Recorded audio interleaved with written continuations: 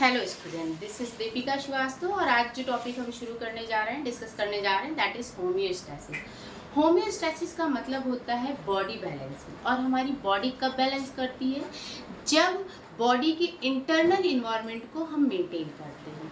हमारी body balance करती है according to the body need. जिस तरह से हमारी बॉडी को रिक्वायरमेंट रहती है उस तरह से ये बॉडी बैलेंस करती है।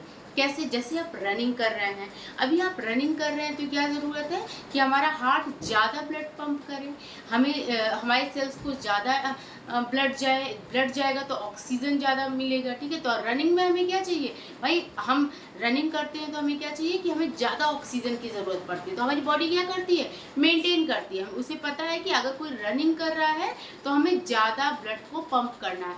वही क्या होता है, जब आप रनिंग स्टॉप कर देते हैं तो क्या हो जाता है, धीरे धीरे क्या हो जाता है, जो तेजी से पंपिंग हो रही थी वो अब क्या हो गई, नॉर्मल कंडीशन पे आ गई। और जैसे हार्ट पंप करता है वैसे ही पंप करना स्लोली शुरू कर दिया। ठीक है, तो ये क्या हो गया, अभी बॉडी को नीड थी क्या कि हम रनिंग कर रहे हैं, हम दौड़ रहे हैं, तो अभी क्या ज़रूरत थी, हमें ज़्यादा ऑक्सीजन की ज़रूरत थी। तो हमारे हार्ट ने ज़्यादा ब्लड को पंप किया। जब हमने रनिंग स्टॉप कर दी तो अब तो हमें बहुत ज़्यादा एक्सेस अमाउंट ऑफ ऑक्सीजन की ज़रूरत है नहीं। तो क्या हुआ, फिर बॉडी ने अपने आप को एडजस्ट कर लिया। तो बॉडी क्या कर रही है, अपने आप को मेंटेन कर रही है according to the body need. इसी को हम कहते हैं होम्योस्टैसिस। होम्योस्टैसिस का डिफिनीशन इसके वर्ड में ही छुपा है। होम्यो का मतलब होता है क्या, सिमिलर। ठीक है, और स्टैटिस का मतलब क्या है, टू स्टैंड या स्टे। क्या हुआ, होम्योस्टैसिस मतलब सिमिलर, उसी के जैसा। एग्जैक्ट की बात नहीं हो रही है, उसी के जैसा, उसके आसपास। किसके आसपास? जो भी बॉडी की रेंज फिक्स है, अभी आगे हम डिस्कस करते हैं, उसी के आसपास रहने को हम क्या कह रहे हैं, होम्योस्टैसिस। जो भी रेंज हमारी बॉडी की फिक्स है उसी के इर्द गिर्द अगर हमारा जो रेंज है, वो कंसंट्रेशन है, वो फिक्स है, तो हम इसे क्या कहते हैं, होम्योस्टैसिस। हम कैसे जानेंगे कि हमारी बॉडी मेंटेन है? कैसे जानेंगे हमारा जो इंटरनल इन्वायरमेंट है वो मेंटेन है? हम कैसे जानेंगे बॉडी हमारी बैलेंस कर रही है? तो हमारी बॉडी ने कुछ रेंज फिक्स कर रखी है। उस रेंज में अगर हमारी बॉडी है, उस रेंज के नियर अबाउट हमारी बॉडी है, तो क्या है, हमारी बॉडी बैलेंस है। और अगर उस रेंज के काफ़ी ऊपर नीचे जा रही तो इसका मतलब हमारी बॉडी बैलेंस में नहीं है। जैसे हमारी ऑक्सीजन का लेवल ऑलमोस्ट 75 टू 100 mmHg होना चाहिए। अगर 75 से ऑक्सीजन का लेवल कम है या 100 से ज़्यादा है, इसका मतलब क्या होगा, हमारी बॉडी इंटरनली मेंटेन नहीं है, वो बैलेंस नहीं है। क्योंकि कम ऑक्सीजन भी हमारे बॉडी के लिए सही नहीं है, और अगर एक्सेस अमाउंट ऑफ ऑक्सीजन हो जाए तो वो भी हमारी बॉडी के लिए सही नहीं है। ठीक है, दूसरा हमारा अगर टेम्परेचर 37 डिग्री सेल्सियस या हम कह सकते हैं 98 डिग्री फ़ारेनहाइट पे हमारे बॉडी का टेम्परेचर फिक्स है। अगर इससे ज़्यादा होता है, चलिए हम मान लेते हैं 37 की जगह हमारा 36 डिग्री सेल्सियस हो गया, तो हमने क्या यहाँ पढ़ा है, सिमिलर, है ना। अगर एक पॉइंट ऊपर नीचे हो गया, 38 हो गया, तो it is okay, it is okay, हम मान सकते हैं ओके। वैसे ये ओके नहीं है, ऑलरेडी फिक्स है, लेकिन हम मान सकते हैं 36.8 है, 36.9 है, या वी कैन से 37.8 है, 37.9 है।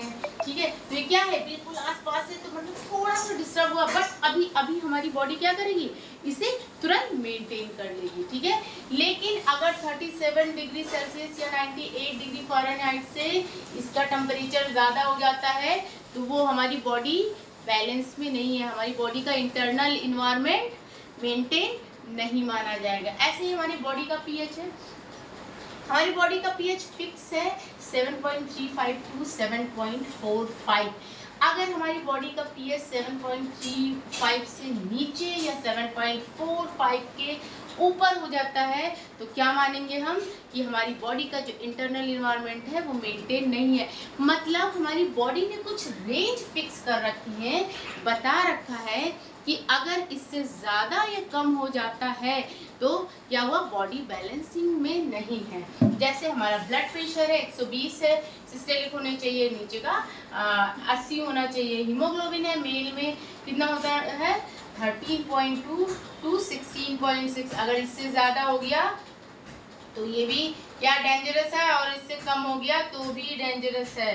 फीमेल में 11.6 to 15 ग्राम पर डीएल होना चाहिए, अगर इससे कम हो गया तो भी खराब है, इससे ज़्यादा हो गया तो भी हमारी बॉडी बैलेंसिंग कंडीशन में नहीं है। यूरिन का आउटपुट 24 घंटे में 800 से 2000 मिलीलीटर पर डे होना चाहिए। अगर यूरिन का आउटपुट इससे ज़्यादा होता है एक दिन में तो क्या माना जाएगा कि हमारी बॉडी बैलेंस नहीं, इसके इंटरनल इन्वायरमेंट में कुछ प्रॉब्लम आ गई है।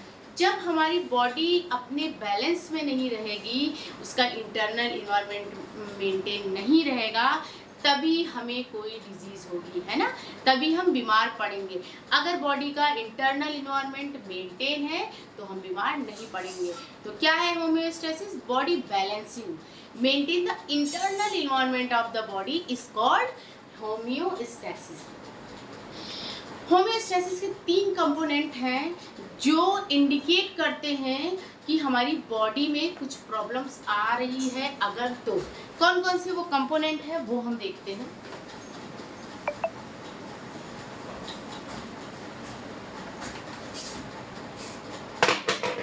तो होम्योस्टेसिस में कंपोनेंट की बात करते हैं भाई। जब हमारी बॉडी बैलेंस हो गई तो कुछ ना कुछ तो हमें इंडिकेशन मिलेगा, कोई तो है जो हमें बताएगा कि हाँ बॉडी अब बैलेंस में नहीं है।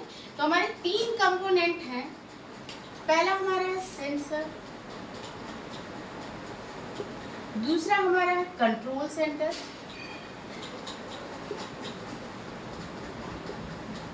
And third one is effector.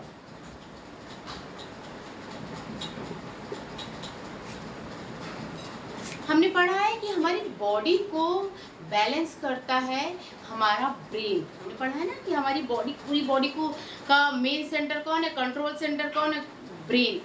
Brain में भी एक हमारा पार्ट है, कौन सा, हाइपोथैलेमस, जो हमारे होम्योस्टेसिस को मेंटेन करने में हेल्प करता है। ठीक है, तो हम बात करते हैं यहाँ पे पहले कंपोनेंट की, जो है हमारा सेंसर। सेंसर का मतलब क्या है? सेंस करना, एहसास करना, फीलिंग्स आना।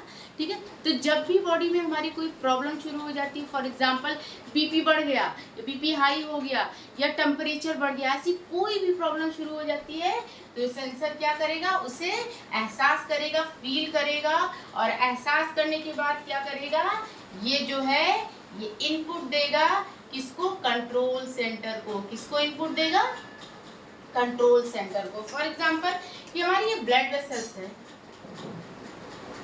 ब्लड वेसल, सोचो बीपी इंक्रीज कर गया, है ना, बीपी बढ़ गया। जब बीपी बढ़ेगा तो क्या होगा, ब्लड का प्रेशर जो है ये हमारे वॉल पे पड़ना शुरू हो जाएगा, है ना, ब्लड का प्रेशर हमारे वॉल पे पड़ना शुरू हो जाएगा। अब यहाँ पे क्या होंगे, सेंसर एक्टिवेट हो जाएंगे। सेंसर क्या होते हैं, कोई भी रिसेप्टर सेंसर होगा जो उसको सेंस करेगा और क्या करेगा, कंट्रोल सेंटर को बताएगा। तो जब भी हमारा बीपी बढ़ रहा है, प्रेशर क्रिएट हो रहा है हमारे ब्लड वेसल्स पे, तो कौन सा सेंसर एक्टिवेट होगा, कौन सा रिसेप्टर एक्टिवेट होगा, तो यहाँ पे कौन सा रिसेप्टर एक्टिवेट होगा, बैरो रिसेप्टर। कौन सा रिसेप्टर एक्टिवेट होगा, बैरो रिसेप्टर एक्टिवेट होगा। चलो मान लेते हैं टेम्परेचर इंक्रीज कर दिया, है ना, मान लेते हैं टेम्परेचर इंक्रीज कर दिया, टेम्परेचर इंक्रीज कर दिया। अब हमारा कौन सा रिसेप्टर एक्टिवेट करेगा, तो हमारा थर्मो रिसेप्टर एक्टिवेट करेगा। थर्मो रिसेप्टर, ये रिसेप्टर किस तरह काम कर रहे हैं, हमारे सेंसर की तरह काम कर रहे हैं। चलो, अगर कोई केमिकल्स आ जाते हैं, है ना, कोई केमिकल आ जाता है तो कौन सेंस करेगा भाई, कौन इंफॉर्मेशन पहुंचाएगा, तो यहाँ पे हमारे होते हैं कीमो रिसेप्टर। कौन से रिसेप्टर होते हैं, कीमो रिसेप्टर। ये हमारे जो रिसेप्टर्स होते हैं ये हमारे ब्लड वेसल्स की वॉल पे ही अवेलेबल रहती है। तो जब भी कोई चेंजेस आते हैं हमारी बॉडी में, तो ये रिसेप्टर क्या करते हैं, सेंस करते हैं, और सेंस करने के बाद, फील करने के बाद उस चेंज को क्या करते हैं, कंट्रोल सेंटर को मैसेज पहुंचाते हैं कि भाई ब्लड प्रेशर बढ़ गया या टेम्परेचर बढ़ गया या कोई केमिकल आ गया है। ठीक है, कंट्रोल सेंटर में कौन है, कौन सा ब्रेन का पार्ट है। कंट्रोल सेंटर मतलब कौन हुआ, ब्रेन। ब्रेन का कौन सा पार्ट हुआ जो हमारी होमियोस्टेसिस को मेंटेन करता है, तो हाइपोथैलेमस। हाइपोथैलेमस ये क्या करता है, हमारे होमियोस्टेसिस को मेंटेन करता है। कैसे, ये हमारे कंट्रोल करता है हमारी स्लीप को, हमारी भूख को, हमारी प्यास को, है ना, हमारे टेम्परेचर को, हमारे हंगर को, हर चीज़ को किसको कंट्रोल करता है। हमने बहुत सारा खाना शुरू कर दिया है ना, हमने 3-4 रोटी खा ली, अगर 5वीं रोटी खाने जाते तो हमें फील आती है कि हमारा पेट भर गया है, तो ये हमें कौन बताता है, हमारा हाइपोथैलेमस बताता है कि हमारा पेट भर गया है। हम रनिंग करके आते तो हमें प्यास लग जाती है, तो ये कौन बताता है हमें, ये हमारा हाइपोथैलेमस बताता है कि हमें अब किसकी ज़रूरत है, वाटर की ज़रूरत है ना। कहीं अचानक से हम जल जाते हैं तो हमें तुरंत कौन सेंस कराता है, तो हाइपोथैलेमस में ये मैसेज आता है।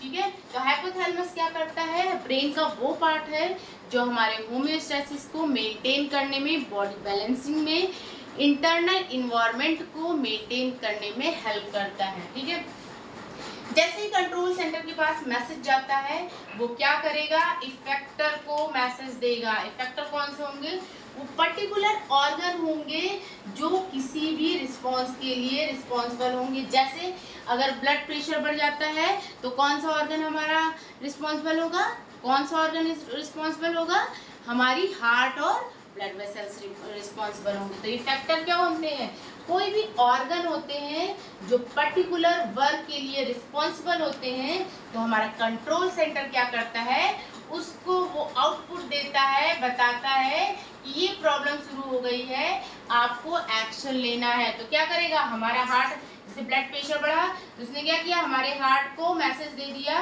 कि कमांड दे दिया कि हार्ट ब्लड प्रेशर बढ़ गया है, आप देखिए क्या करना है। तो हार्ट क्या करेगा, अपना एक्शन प्रोड्यूस कर देगा। ठीक है, अब टेम्परेचर बढ़ गया, टेम्परेचर बढ़ गया तो किसको भाई मैसेज पहुंचाएगा, कौन सा ऑर्गन हमारा काम करेगा, तो कौन काम करेगा, हमारे स्किन को वो क्या करेगा, मैसेज पहुंचाएगा कि अब टेम्परेचर बढ़ गया है, कुछ तो करो। तो स्किन क्या करेगी, पसीना निकाल देगी, और क्या होगा, जब पसीना निकलेगा तो पसीना थोड़ी देर बाद स्किन में ही एब्जॉर्ब हो जाता है और वो ठंडा ठंडा लगता है, तो क्या होगा, टेम्परेचर मेंटेन होगा।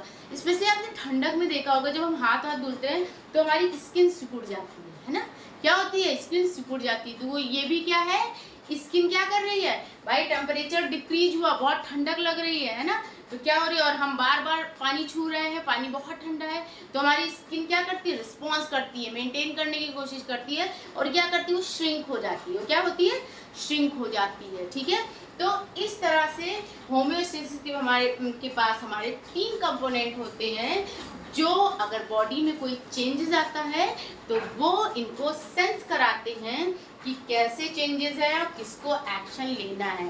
तो this is all about the homeostasis. I hope you all are understand. Thank you so much.